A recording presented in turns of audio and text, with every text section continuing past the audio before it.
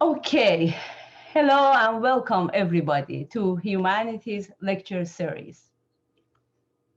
My name is Aida Dargahi. I'm the director of the Humanities Lecture Series and the professor of humanities at Foothill College. The Humanities Lecture Series seeks to promote students and public interest in the humanistic aspects of our culture to understand ourselves as members of one nation and contributing humans to the ecosystem and to ecosystem. Our public lectures and presentations may address enduring or emerging questions central to the arts and humanities, or questions from other disciplines to which the arts and humanities might speak. In pre-pandemic days, we had our lectures on campus, but now we are doing it via Zoom. Tonight, we're going to have 45 minutes of lecture, followed by a 15 minutes Q&A. And given the size of the audience, your microphones will be muted. And I'll ask you, please uh, type your questions and comments in the chat box. One more housekeeping note that to students who are wishing to earn extra credit, I will ask you to type your name, your class, and your professor's names in the chat box at the end of the lecture. So this way you can earn credit for participating in this lecture. So I am very pleased to have another equity lecture from our equity related series as we are committed to social justice. We have a dynamic speaker tonight, and it's my honor to introduce her to you, Dr. Wendy White. Dr. Wendy White was born in Los Angeles, California, during the early 50s. She is in the middle of five female siblings. Dr. White spent 20 years in the entertainment and broadcasting industry as a disc jockey, news anchor and reporter, investigative reporter, documentary producer and narrator, talk show host, writer, camera operator, talent, and co-owner of an audiovisual production company. Music is in her genes. Her father played in Charlie Parker's first band in high school, and her mother had a voice like Ella Fitzgerald. Dr. White grew up playing drums, percussion, piano, guitar, and singing in the chorus. She has been politically involved and an activist since she was 12 years old. Dr. White is deeply concerned about climate change and all the unnecessary isms. She has a BA in philosophy and English literature from CSU of Dominguez Hills and graduated cum laude. She has a doctorate degree in history of consciousness from UC Santa Cruz. Dr. White is also an ordained metaphysical practitioner. She considers herself an activist-Buddhist. She has studied and practiced Tai Chi, yoga, and meditation for over 40 years. Teaching is her passion. Dr. White has taught humanities, history, philosophy, history of consciousness, and women's studies at San Francisco State University, UC Santa Cruz, Cal State Eastbay, and has been teaching at the Anza College for 17 years. She loves nature, hiking, hanging out at the beach, getting together with friends and family, eating good food, of course, drinking good wine, and traveling the world. Dr. White's spouse, Brenda, is the CEO for the nonprofit health clinic in San Francisco, and they have been together for 24 years and married for the last 6. According to Dr. White, she has been breathing black for well over 60 plus years and in love with life. Okay, take away, Dr. White. Wow, thank you, Ida, for such a wow. To have read the entire introduction, I appreciate that. So Of course, it's very impressive. I'm going to jump right in. First of all, let me share my screen. I thought I plan on doing something a little traditional, which is what I don't typically do, but I thought I'd do it. And so I thought I'd have something playing in the background as I read excerpts of my introduction to my dissertation. Um, I thought I would give you a sense of my topic as opposed to really get into the specifics, because I think it's timely in many ways, which is why I decided to focus on it. So um, uh, here are the slides. The slides will give you a sense as well as I jump right into it.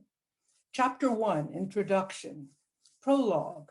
More than 20 years ago, some friends and I went to an exhibit that displayed the contents of one of NASA's space missions, which was to go beyond the confines of our solar system and journey out into the universe. In the event the spacecraft met with alien beings, NASA had included items that would hopefully inform the alien entities as to what life was like on planet Earth and as to who we were. I remember vividly the collective "ain't that some blip" that was uttered as 4 of us simultaneously came across the gold plaque that read "human beings." And beneath those words were the engraved representatives of the human species, a white European man and woman.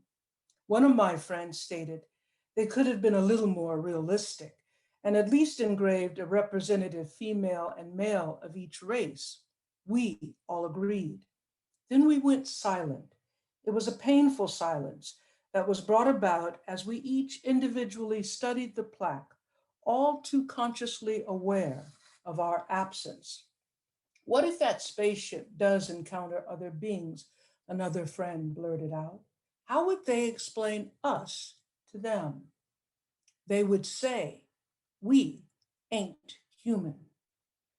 I remember being disturbed for quite some time after attending the Nassau exhibit. For weeks, I played out a scenario in my mind where the aliens would ask the government, are they, meaning African Americans, humans too? In my scenario, the white government officials pause and look at each other, knowing that at that moment, the future social and biological configuration of who and what are considered human, and thus who and what make up humanity, could be changed, possibly forever, by a simple yes or no response. I thought to myself, what if they say no? Each time I would try to map the possible consequences of that response. The horror would bring my mental probing to an abrupt halt. The thought of being considered as something other than human, partially human, or even less human than others paralyzed me cold in my mental tracks. The year is 1958. I live in Los Angeles in one of the most integrated neighborhoods in the country. I am attending school for the very first time. I remember wearing a multicolored plaid dress with white trim around my collar and sleeves. My petticoat was white, thick, and starched. My white saddled Oxfords were huge, stiff, and brand new, along with my white nylon socks. My mother let me wear my hair down, providing I wore a partial ponytail at the top, darned with a large white ribbon. My hair was below my shoulders and slightly pressed. I was about to begin my journey of learning about how to read and write, do mathematic problems, study ancient history, science, civics, art, and music. In other words, I was to begin my official acculturation into this society. But some of the last things my mother told me before she walked me out of our front door were that things are not always the way white folks see them, that I always needed to think about what my white teachers told me, and that if it didn't make sense, I didn't have to accept it.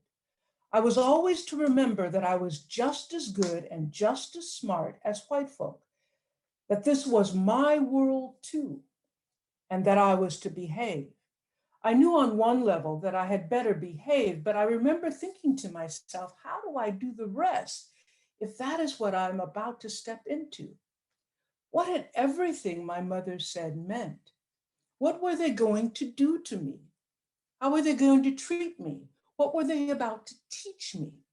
Which made my mother take such a serious tone and insist that I claim I understood before we could walk out the door, even when I didn't. It has been over 40 years since my mother shared that information with me. When I look back on that experience, it was as if she were trying to protect me, to establish a defense mechanism within me that would shield me from some kind of brutal assault or attack on my person. It only took 2 years, however, for me to understand what my mother meant. Later in life, I came to realize that most Black mothers share similar thoughts with their children, even to this day. It has also been well over 20 years since I've had the Nassau experience. Today, I would like to believe that African American humanity is not in question. Generally, I think it is somewhat safe to say that Blacks are considered as part of the human family, although there are times when I'm not certain, given the way Blacks are frequently perceived, presented, and treated in this country. Nonetheless, even though Blacks may be considered as members of the human family, a hierarchy of human value, racial and otherwise, still exists in this country. So what concerns me even more so is where African Americans stand in the current Western social configuration of humanity.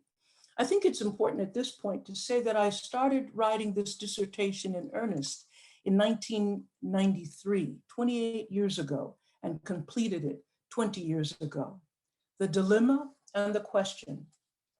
In an interview where they discussed race relations in the United States, television broadcaster Charlie Rose asked John Hope Franklin, who is a historian and professor emeritus at Duke University, what is the lingering impact of slavery?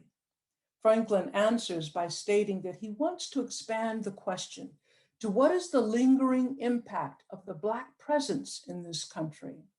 Franklin answers his own questions as follows. The view, quote, the view of superiority of whites over Blacks, more specifically, the notion of inferiority was brought over to this country, transplanted very securely and fertilized and cultivated, so that by the War of Independence, the so-called American Revolution, by that time, everyone from Thomas Jefferson to George Washington to the most inferior and insignificant white person in the country was convinced that Blacks were inferior, end of quote. Franklin's request to expand the question beyond the realm of slavery recognizes that the perception of Black inferiority and white superiority is a dynamic that existed in this country before slavery was legally instituted. According to Franklin, the notion of racial superiority is a European import that goes back to the 14th or 15th century, particularly among the British and Portuguese.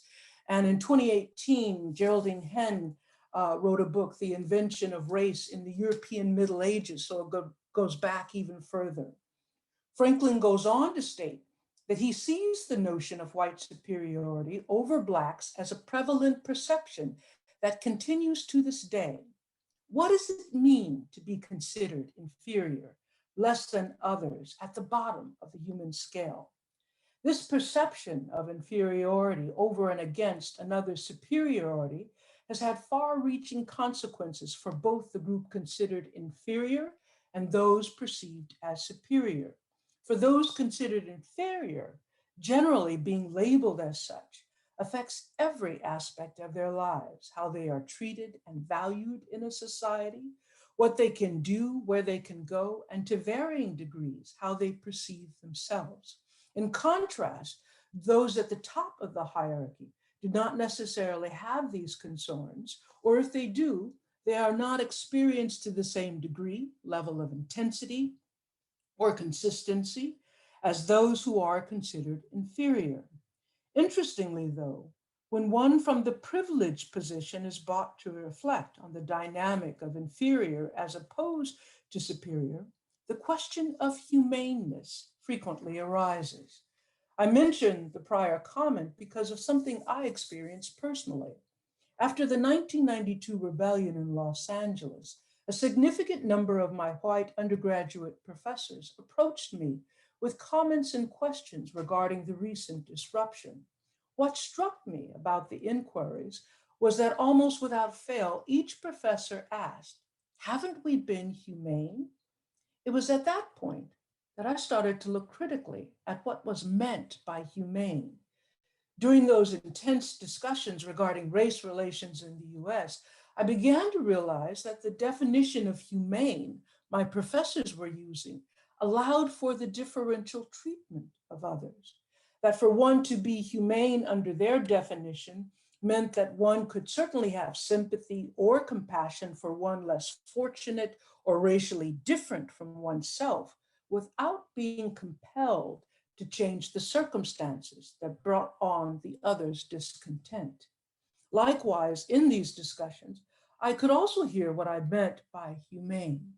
The definition of humane I was operating from was a definition that recognized the inalienable equality of value of all human beings, that all human beings, regardless of any perceived or obvious differences, ought to be treated equal and considered of equal human value or worth. Hence, if any gross injustice occurred, this perspective necessitated that one work toward instituting a change of equality. Any failure to act accordingly would not be considered a humane act. I also recall that during this period, there were two Black authors who echoed this perspective and in many ways helped me to refine this definition. Upon further reflection, going back to the notion of stratification, I noted that to designate one as inferior and another as superior necessarily requires that one possess knowledge of the ontological. It's a branch of metaphysics that deals with the nature of being, the ontological origin or telos, which basically is the ultimate objective or aim of the human species. That is to say, that to make such a distinction, it would require knowledge of the role that each entity plays in the larger purpose of the universe. To assert that anyone knows absolutely the origin of the human species or the purpose of all humanity is certainly a suspicious claim, to say the least. Nevertheless, for the purpose of clarity, my definition of humanity is referring to the totality of human beings and their relations to one another. The notion of white superiority over and against Black inferiority, regardless of evidence, appears to have become an institutional perspective, an ideology in US society. Although no longer as blatant as the mechanics of slavery or the Jim Crow laws of the South, the current schema of a racial inferior human in opposition to a superior human operates on a subtle level as the only or most natural way to be in Western society. But there is another way to be human that is more humane. Is there another way to socially arrange humanity that is not hierarchical or stratified? In other words, is humanity inherently hierarchical? Are we fated to always live in a society where some people are thought to be more inherently worthy or of more human value than others? How do we, as members of society, respect and accept differences while maintaining the principle of full inclusion? If another way to reconfigure or reorganize humanity exists, what would this new social configuration look like? Would there be circumstances when hierarchy would be acceptable? These questions taken together are the overarching questions to this dissertation project. To explore some possible answers to the above questions, I went to two writer activists that are usually not considered as reservoirs of philosophical examinations. Ironically, the two individual authors that I am using would not consider their work philosophical in the traditional Western sense either. Still, I see their work, their poetry, fiction, and political essays as being satiated with philosophical and ideological claims and inquiries. Therefore, what I attempt to do in the pages that follow is to stage a duet with the work of Audre Lorde and June Jordan to explore the question, is there another way to socially construct or organize humanity that is more humane than the current Western configuration? What I contend is that if one looks closely at the work of Lorde and Jordan, one can see that latent within their work is a different definition of what it means to be human, to have a human nature, and hence what it means to be humane. I argue that Lorde and Jordan's definition of who and what it means to be human and humane challenge the current Western social and hierarchical schema of humanity. It is also significant to note that my reference to Lorde and Jordan's definition of human and humane as singular is deliberate.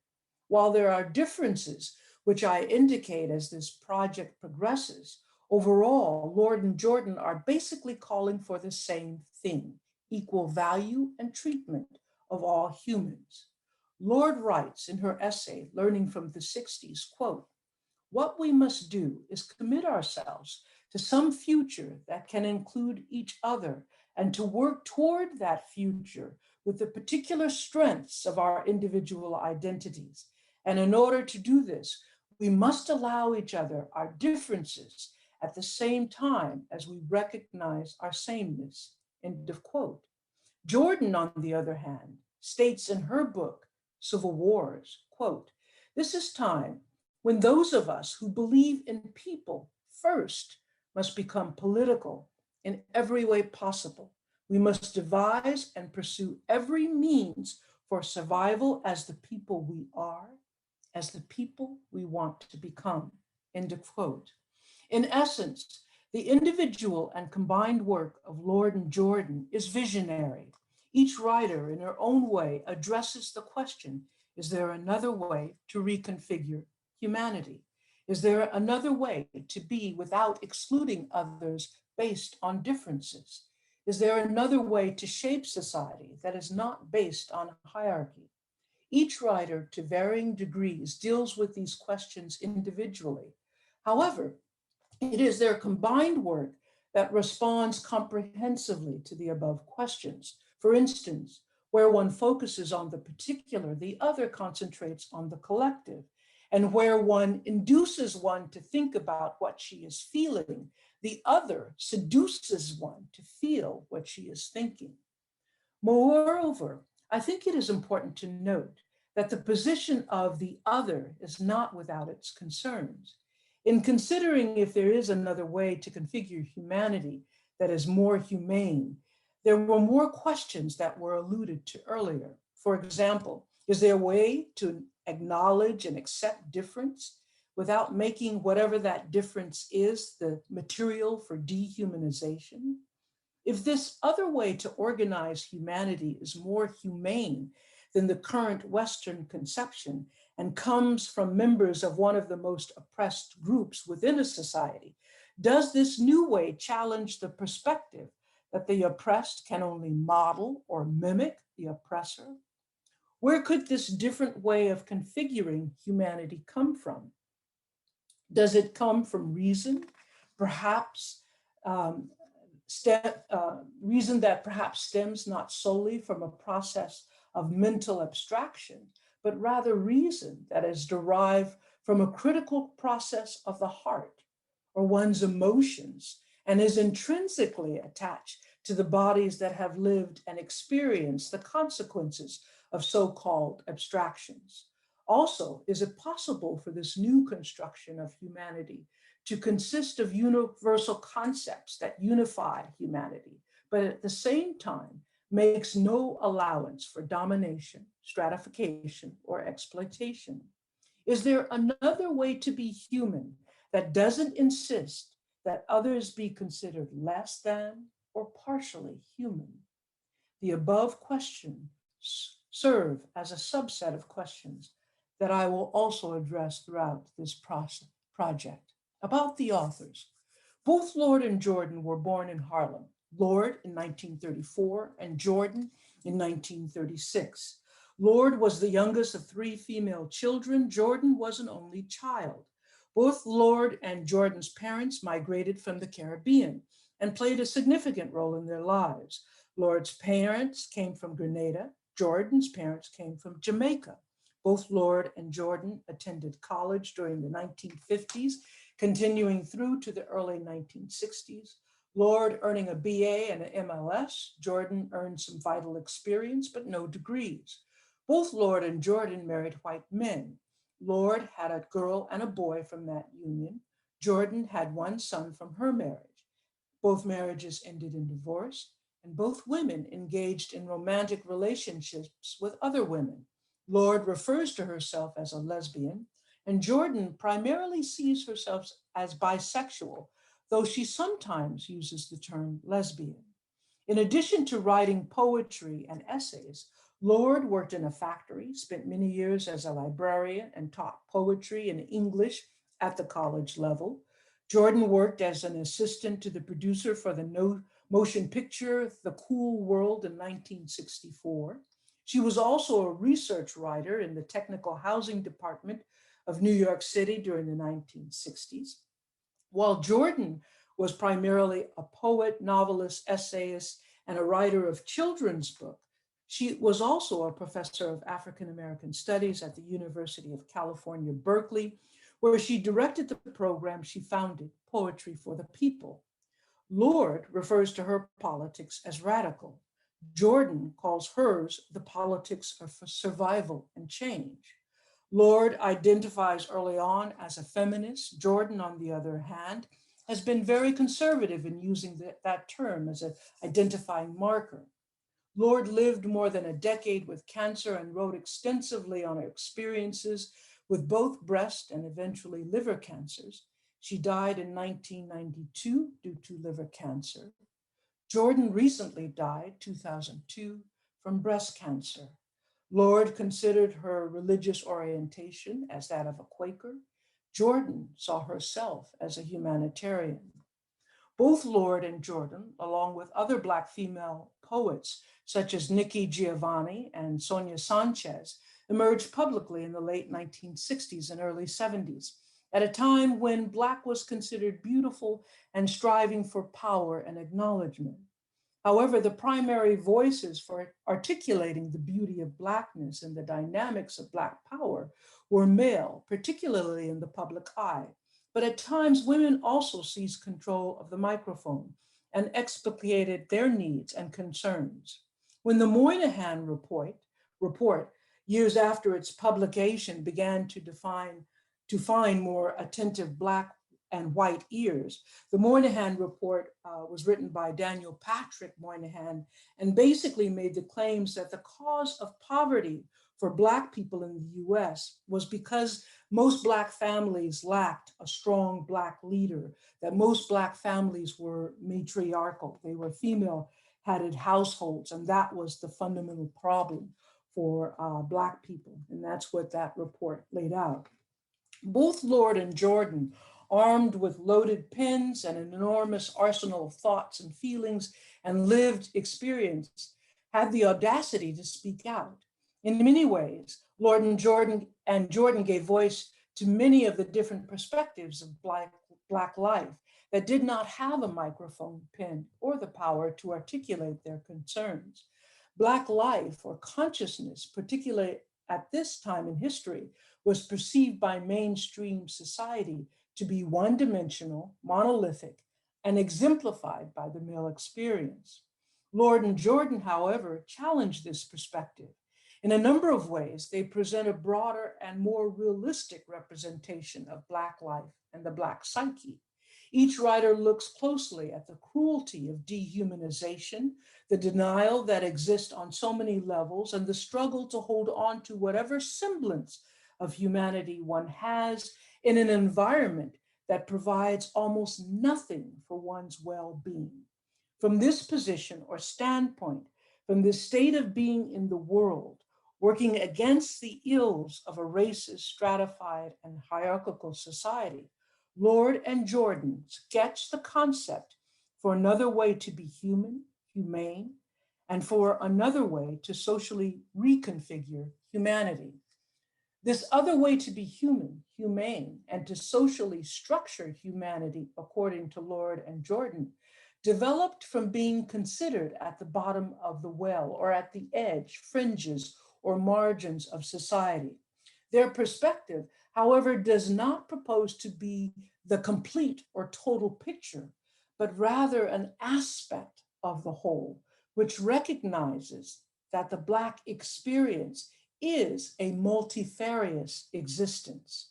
Some of the major themes that Lord and Jordan address in their work, besides the issue of being Black, female, and homosexual in a racist, sexist, and heterosexual society, deals with issues of class, ageism, health, cancer, sisterhood, freedom, freedom of speech, language, political and social theory, architecture, equality, violence, sexual and otherwise, beauty, nature, and what is considered natural or authentic, not only within the Black community, but with society at large.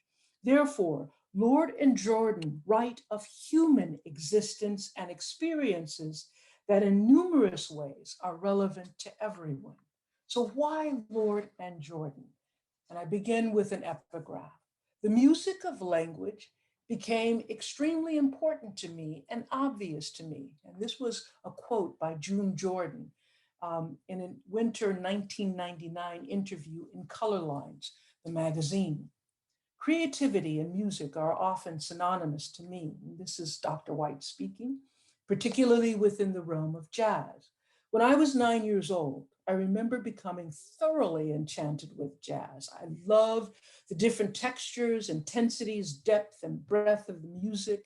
Usually on Saturdays when I was growing up, my three sisters and I would argue over which radio station would bellow from the intercom system as we did housework.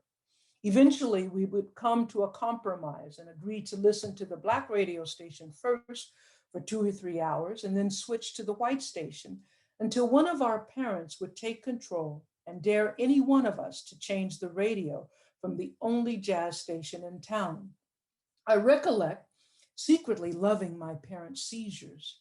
After the dinner dishes had been done, I would often return to the living room, turn up the intercom, and listen to jazz for hours by myself. There was an aspect of jazz that was spiritual for me. It seemed to command the attention of every cell in my body. A jazz duet in particular touched my soul in such a way that I listened with my entire being. I would be completely captured whenever I would hear two sounds, an instrument and a vocalist, or two vocalists solo together. Sometimes during the solo, it sounded as if the musicians were dueling. Other times, one musician would call and the other would respond. The style that moved me the most, however, was when it sounded as if each soloist was complementing the other, accenting what the other was doing in harmony. Along with my interest in music over a decade ago, I found myself consumed with the desire to read material by Black women, fiction, nonfiction, poetry. My appetite was enormous. After a couple of years of indulgent sampling, my political and philosophical palette won out over the others, and I became aware that I went back to the same two sources for affirmation and inspiration. Frequently, while reading one of the authors, I would remember something the other had said. And suddenly I became aware that these two authors were more than just in conversation with another. They were actually singing together, a duet, and generally in harmony. Each other's message was personal and political and theoretical. The rhythm of a sentence, the tenor and tone of the themes they address, the punctuation or emphasis of a particular presence all combined to produce the universal language of music. As a result, for me, the combined work of Audre Lorde and June Jordan was a duet performed in harmony. The themes and topics each author addressed often complemented each other.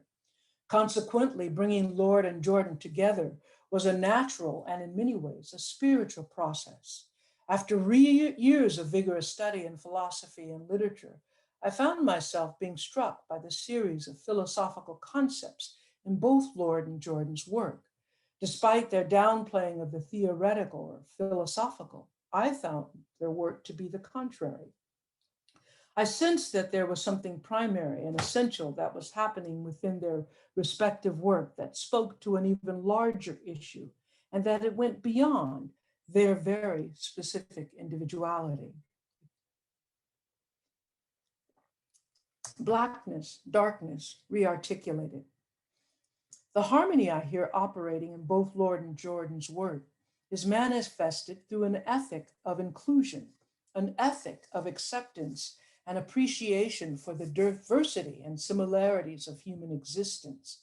It is an ethic that stems from the premise, since we don't know the telos of human existence, we ought to create an environment and a society that allows for all or most of the complex ways in which human diversity can express itself and permit this diversity to flourish rather than maintain the existing Western configuration, which is basically exclusively me and my way at all cost.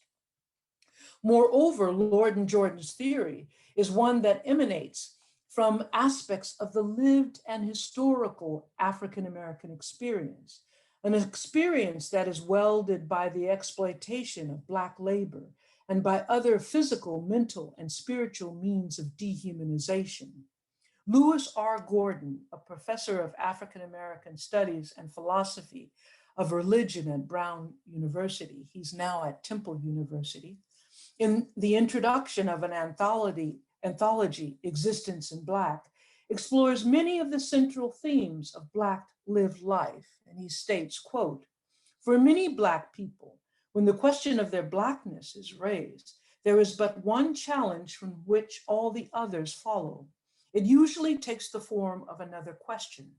What is to be done in a world of nearly a universal sense of superiority to, if not universal hatred of, Black folk? Or to paraphrase W.E.B. Du Bois from Dark Water, what is to be understood by Black suffering? It is this question that animates a great deal of the theoretical dimensions of Black intellectual production. It is what signals the question of liberation on one level and the critique of traditional red European ontological claims on another. Together, they inaugurate Black liberation thought and Black critical race theory," end of quote. Black existence has indeed been a struggle particularly in the US, to affirm Black humanity and a struggle to eliminate senseless Black suffering. Lorde and Jordan assume a position of affirmation of Black humanity. For Lorde and Jordan, Black humanity is obvious.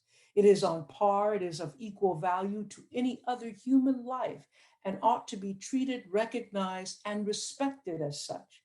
Therefore, Lorde and Jordan ask, how is it that spiritually or psychically one human being can treat in such a dehumanizing manner another human being? Furthermore, they seem to be aware of an old adage that you can't keep another person down without remaining there yourself. In many ways, Lorde and Jordan are mindful of this perception. And although they certainly begin with their Blackness, they do not stop there. Still, I do not want to mute Lorde and Jordan beginning with their Blackness. For Lorde and Jordan to take up their Blackness is vitally important to creating another model for what it means to be human, humane, and socially to configure humanity. Black in Western society usually has vastly negative connotations, unless worn by a white Supreme Court justice, a white professor, some white clergy, or white police officer. Yet, ironically, for one to be Black, to act Black, to sound Black, or to identify as Black, regardless of appearances, has had and still has countless negative inferences in this society. During the late 1960s and early 1970s, this was a time when Blacks were struggling to be considered beautiful. But what did it mean that Blacks were beautiful, that Black was beautiful? For the most part, the claim that Blacks were beautiful referred to the aesthetics of Blackness as Africanness, that Black skin in all of its variety of shades is beautiful. More specifically, that typically the variety of African-shaped noses, eyes, lips, and nappy hair worn naturally are also beautiful to behold. However, as time went on, and Black women struggled to have their perspectives included into how Black was beautiful, both Lord and Jordan sought to expand the perception of Black, and hence Blackness by making the reader aware of its universal and positive attributes, as well as to its ambiguities. Lord states in her poem to the poet who happens to be Black, and the Black poet who happens to be a woman, quote, "I was born in the gut of Blackness from between my mother's particular thighs," end of quote. Existence or being as a Black woman, Lord implies, is both specific and universal. The specific or individual aspect is derived from the statement, "I was born from between my mother's particular thighs." The I carries a singular or solitary reference. From my mother's particular thighs also makes reference to a specific individual person, in this case, Lord's mother. But the universal slant is garnered or connotated from the statement that, quote, "in the gut of Blackness from between these thighs," end of quote. Here the universal notion hinges on the term Blackness. Blackness or darkness in this instance symbolizes the primary condition of the womb, all wombs. I am deliberately conflating Blackness with darkness, since generally in Western society, the denotations for both terms are the same. Indeed, Lord was referring to her particular mother, who, though light-skinned, was definitely Black. Nevertheless, Blackness is the state or origin from whence all life forms, human or otherwise, emerge. It is within the darkness or Blackness of the womb that life initially takes form or is conceived, is nourished and nurtured. Another way of possibly looking at it is to see the dark or Black womb as a metaphor for the gene responsible for skin pigmentation. Scientists working on the Human Genome Project have recently discovered that all humans carry the same Black gene, regardless of their shade or race, since the origin of Homo sapiens is perceived to have originated somewhere in Africa. Therefore, the principal gene for skin pigmentation is dark, is Black, specifically African. And no matter how bronze, tan, or light one's skin becomes, humans always have that dark or Black gene. Thus, existence in this dark or Black context is universal. Consequently, Blackness is one of the universal signifiers of life. From the same poem, Lord goes on to express, quote, "No cold spirit ever strolled through my bones on the corner of Amsterdam Avenue. No dog mistook me for a bench, nor a tree, nor a bone. No lover envisioned my plump brown arms as wings, nor misnamed me condor," end of quote. Lord amplifies what for many who are considered outside the spectrum of normal have had to ask at some point, borrowing from Sojourner Truth, "Ain't I a woman?" In this poem, Lord responds to another Black woman who is likewise a poet, but perceives that something about Lord is considered outside the arena of accepted Blackness. But Lord responds from a basic human sense or from a sense of primary beingness when she states, no cold spirit ever strode through my bones. In other words, Lord in body, spirit, or soul is alive, warm, and vital, not a living dead phenomena. Neither is Lord inanimate, something fixed or non-responsive, hence something to lean on, to sit on, or excrete on, something to chew up or chew on.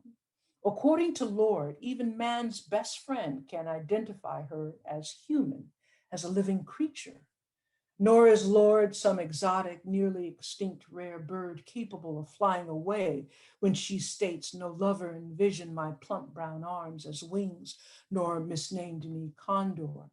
By using the above metaphor, Lord is indeed stressing that her life is not illusory, not fake, but rather that her life, that her specific Black life is real. In Lord's essay, Poetry is Not a Luxury, she goes on to state, quote, there is a dark place within where hidden and growing our true spirit rises. These places of possibility within ourselves are dark because they are ancient and hidden. They have survived and grown strong through that darkness.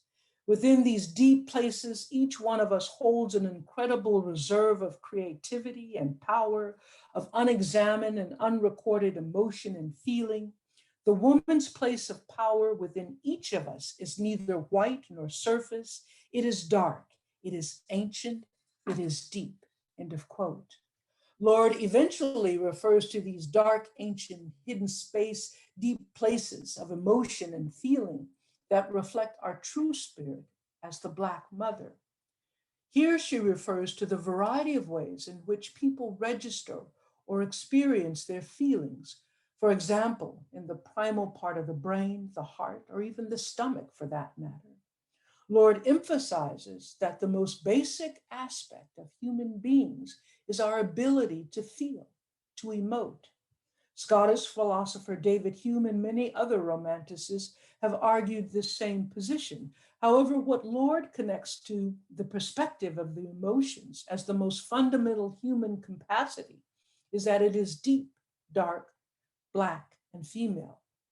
In other references to the emotions as female, Lord suggests that this association is due to Western society's slant and negative bias, which she is trying to turn around. But with the above, I believe Lord's reference is associated to female as something primal, pervasive, or as an initial basis of life. Lord uses the metaphor of darkness or Blackness to identify things that we as human beings cannot see. We cannot see our feelings or our thoughts. However, what we experience is symptomatic of what we think and feel. According to Lord, this is where one's true essence as an individual person is experienced. In addition, this essence, which is deep in the sense that it goes beyond the realm of the superficial or surface and addresses or speaks to who we are specifically as a person and as a human being, is likewise dark, Black, and universal. Lord informs the reader that this is not a state or condition to overcome or control, but rather to embrace, respect, and exercise in conjunction with our ability to reason. Thus, this essential aspect of being human, which Lord characterizes as Black, subverts the pervasive white, which equals Western rationality as the primary signifier of what it means to be human. Jordan, on the other hand, writes in the preface of the collection of the poems, Things That I Do in the Dark, quote, these poems, they are things that I do in the dark, end of quote. Here, Jordan's reference to dark has several connotations. The first is to night. Perhaps Jordan writes her poetry at night in the dark. For many, it is during the stillness of the night that one can tap into their creative potential, or it is due to the necessity of work, or when all the children have gone to sleep that one is able to write poetry. Another interpretation is that by dark, Jordan is referring to her skin color, Black. It is as a dark woman, as a Black woman, that Jordan produces her poetry, that Jordan is creative. In both instances, dark not only refers to Black, but also to a universal time and to a particular state of being creative. Still another suggestion is that dark means white, America, Western, or the US. White, which usually signifies all that is good, progressive, fertile, rational, scientific, pure, just, etc. In this case, however, refers to the oppressive, exploitive, and dehumanizing conditions under which the other exists in the US. Therefore, dark, under this interpretation, inverts the reference to white. What is significant from this sample of Lord and Jordan's poetry is that rather than be seen as some inherently negative evil or evil inferior aspect of human life, Black is viewed as vital, creative, integral, and often as a cohesive or universal element of life. Likewise, what is important to note is that despite the inversion, subversion, or even different definitions of Black and white, both Lord and Jordan are not trying to replace one dominator with another. Rather, their intentions are to assert Blackness as a crucial player in this thing called human life. Therefore, it is from this principle or concept of Blackness that Lord and Jordan begin to sketch another configuration of what it means to be human, humane, and to socially arrange humanity. Now, I usually at this point go into a lengthy explanation of work written on Lord and Jordan. I want to pick up towards the end, and I'm about to end this lecture at this point. P. Jane Splawn of Purdue University, in her article, New World Consciousness in the Poetry of Ntozake Shange and June Jordan, two African-American women's responses to expansionism in the Third World, which unfolds what is meant by New World consciousness in each poet's work, and how the oppression that exists in their respective personal lives relates to the larger problem of oppression experienced by women around the world, particularly Black and Third World women, refers to Jordan's aspirations of change as a New World consciousness. Splawn characterizes this New World consciousness as one, grounded specifically in the experience of oppression diasporic women face, two, linked to African descended people throughout the globe, and three, serves as a call to connect with allies who are oppressed elsewhere, for example, in the Middle East, Central America, etc. Splawn goes on to describe what Jordan means by New World consciousness. Quote, New World does not mean New England. New World means non-European. It means big, it means heterogeneous, it means unknown, it means free, it means an end to feudalism, caste, privilege, and the violence of power. It means wild in the sense that a tree growing away from the earth enacts a wild event. End of quote. Here, Splawn presents Jordan's negative definition of the New World consciousness, which focus on what it is not. And later, Splawn quotes the affirmative of what Jordan considers New World consciousness to mean. Quote, in the poetry of the New World, you meet with reverence for human life, an intellectual trust in sensuality as a means of knowledge and of unity, an easily deciphered system of reverence, aspiration to a believable collective voice, and consequently, empathetic preference for broadly accessible language and or spoken use of language, structure of forward energies that interconnects apparently discrete or even confidential balancing of sensory report with moral exhortation.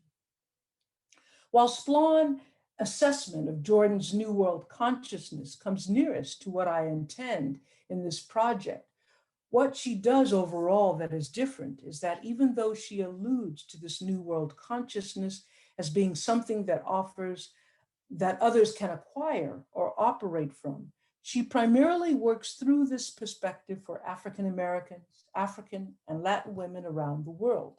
In that sense, SPLAN 2 limits her framework. Until now, I have focused on scholars who have concentrated on either Lord or Jordan exclusively. However, some writers have used both writers as thinkers in concert with others to explore a variety of issues, topics, and perspectives. For example, Patricia Hills Collins, an associate professor of Afro-American Studies at the University of Cincinnati, and now she's emeritus at Maryland College Park, uses citations from both Lord's and Jordan's work throughout her pivotal book, Black Feminist Thought, Knowledge, Consciousness, and the Politics of Empowerment, which uses the work of a number of well-known Black female writers and the thoughts of other lesser-known Black women as sources for characterizing Black feminist epistemology. Yet the theory I see etched in the work of Lord and Jordan, although it works specifically through a Black feminist, lesbian, bisexual experience, is not designed to remain within that context. Indeed, while Collins' work invariably serves as a model for unfolding this project, nevertheless, the theory or principles that I see operating in Lord and Jordan's respective work transcend any cultural or socially constructed particularities. For many, the notion that something transcends refers to concepts like universalism, essentialism, or monolithic unity. To a great extent, that is what I see operating within both Lord and Jordan's work.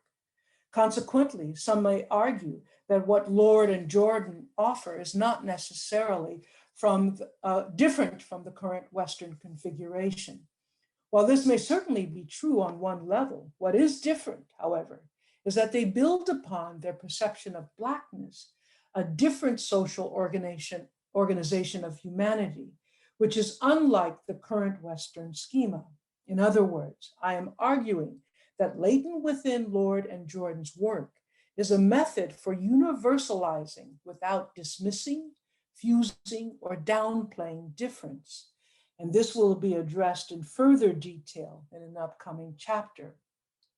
Both Lord's and Jordan's work is rich for theoretical excavation or mining, as Barbara Christian, the late professor of Pan-African Studies at the University of California at Berkeley, once stated in her book, Black Feminist Criticism, Perspectives on Black Women Writers. Christian writes, quote, having been subjected to a definition of white womanhood, which because of race and economic oppression, they, Black women writers, could not possibly attain, most Afro-American poets emphasize the impossibility of freeing one part of society without freeing all of it. In attempting such radical social transformation, Afro-American poets like Walker, Jordan, Lord, and Shange have forged alliances with other third world and white women in an intense literary activism. Their themes not only protest and express the lives of women as they are, they also project visions of what might be, end of quote. In essence, what Christian has staged by identifying certain aspects prevalent in both Lord and Jordan's work is a doorway for this project to proceed. Christian's astute observation of the method of critiquing, revealing, and projecting what might be, this latter component being a pivotal point, enables one then to ask, in seeking some type of radical social transformation, what might Lord and Jordan envision? What do Lord and Jordan see? In other words, what might this radical change in society look like? How might it be all-encompassing? Is there another way to be human? Is there another way to socially construct humanity that is more humane than the current Western configuration? What might this freedom look like that Christian refers to? And what would it mean to free everyone? Once again, all these questions in various ways come back to the focus of this project, Who is human? What does it mean to be human? Is there such a thing as human nature? What might human nature look like under a different perception of what it means to be human? These are the questions that are at the heart of this project and will be addressed in further detail in the chapters to come. I think it is important to note that neither Lord nor Jordan is the only writer, thinker, activist, or feminist to deal with issues of exclusion in conjunction with race and sexuality. Others, such writers include Bell Hooks, 1981, the numerous contributors to Homegirls, a Black feminist anthology, Smith in 1983, and This Bridge Called My Back, writings by radical women of color, Moraga and Ansel Dua, 1983, Cherie Moraga, 1983, Gloria Anzaldúa, 1983, and Ellie Boken, Minnie Bruce Bratt, and Barbara Smith, 1984. Nevertheless, while the scholars mentioned earlier and above have identified various instances or aspects of this project, where this focus differs is in terms of the combined concentration on Lord and Jordan, and to the comprehensive articulation of the details to a different definition of who and what it means to be human and humane. Perhaps the one to come closest to what I contend that Lord and Jordan do latently within their work is Cherie Moraga, when she wrote in her book, The Last Generation, which came out in 1993, quote, possibly as we ask men to give up being men, we must ask humans to give up being human. And I'm going to end there. Thank you so much. That was fantastic. Yes, kudos. So, I would like to ask students if they have any comments or questions. Just type in the chat box. So, Dr. White, there are some questions here for you. Okay, let's see here. Where can we read the whole dissertation? Yeah, Go ahead. can we read the whole dissertation? Yes, you can. It's available somewhere where they have dissertations.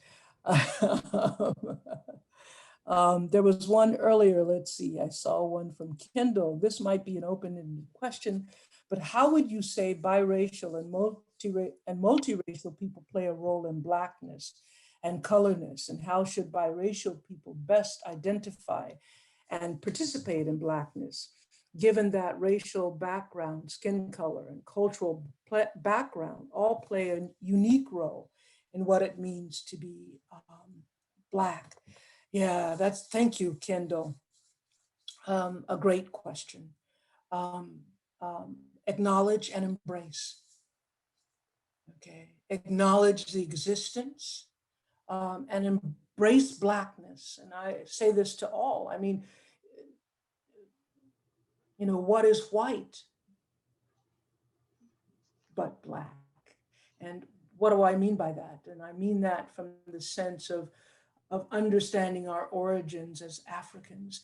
When we look at anthropology and biology, the existence of our species in Africa for numerous years shaped the formation of our brain, okay? The dynamics of fight, flight, fear, freeze, and rest were all shaped during that experience in Africa. So whiteness is not without Blackness. And one could even argue the same about Blackness, okay?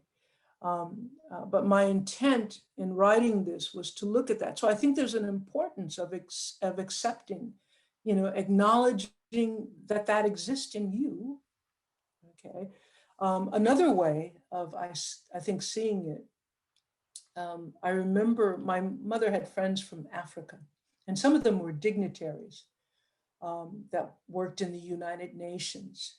And I was a kid, and I used to always hear them say things like, when they would, many of them were academicians, and they would talk about history, and they would talk about European history, and they would make references by saying what is European is African.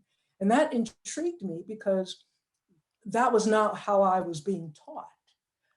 As time went on, I went and explored that. The African influence is very much a part of the European experience.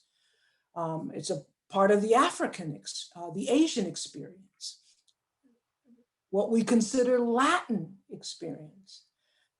You cannot dismiss our African roots as Homo sapiens. And so that acknowledgement, I think, is key. And I hope that answers on some level your question.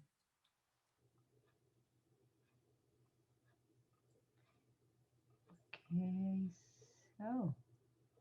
Let's see.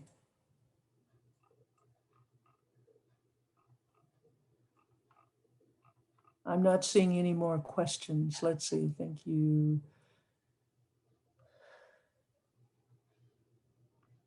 Okay, yeah, Audre Lorde is amazing. Loved her, miss her dearly. Miss June Jordan as well.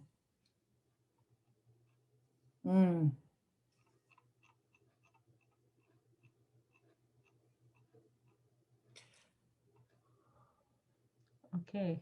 Okay, Black. At the end, how have people reacted to your dissertation? There's some questions. Oh, coming.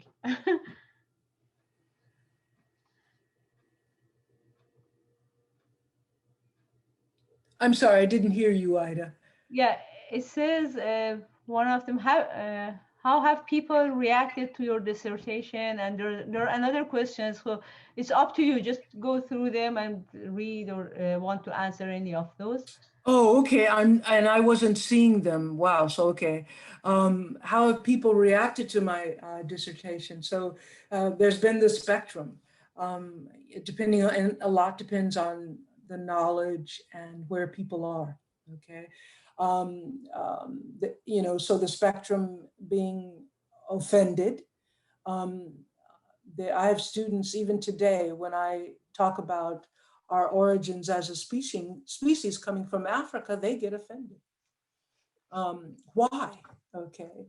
I've also had people be intrigued by my dissertation because it's not written in the traditional form of a dissertation, which we were encouraged to do at History of Consciousness. Bringing in the personal was very much a part of how we were encouraged to write and to think and to elaborate in History of Consciousness. Yeah, actually, there's a question. Can you say anything about how your spirituality informs your activism? This is a wonderful question. Yeah. It's fluid. It's very fluid. It's interesting because about 40 years ago, I wanted to know God. I really wanted to understand this concept of God, and not within a religious tradition. And so I engaged in a meditation practice.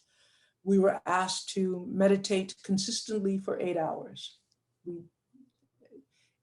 We didn't drink water. We didn't go to the bathroom. Okay, we sat and we meditated in a position designed for us not to fall asleep. And so I actually did. And when I came out of that meditation, I had this profound experience that I reflected on of losing sight of my body and feeling at one with everything, absolutely everything. And to this day, I can still feel the intensity of that experience. And that resonates within my heart. It resonates within my mind. And so I have yet to lose that, and I'm approaching 70. So that oneness that was afforded me by my spiritual quest very much informs what I do. So in all aspects, I would argue I even bring my spiritual, I don't separate. I try not to compartmentalize. And when I teach, it's there. When I walk, it's there. I stop and smell the roses. I make it a point to try to stop and smell the roses. Look at the sunlight on the leaves. I think that's important. I don't always do it. I try not to drink too much coffee. Okay, but it's very fluid for me. They all inform one another. Yeah, but there is another question. I think it's in the Caitlin says, could you explain the hierarchy of the race and acceptance in your presentation? So, Yeah, the hierarchy of race, yes, which is not absolute. It has changed in different contexts, but generally European elite males are seen as at the top, okay? And then you have a systematic, there's a hierarchy even within European conceptions.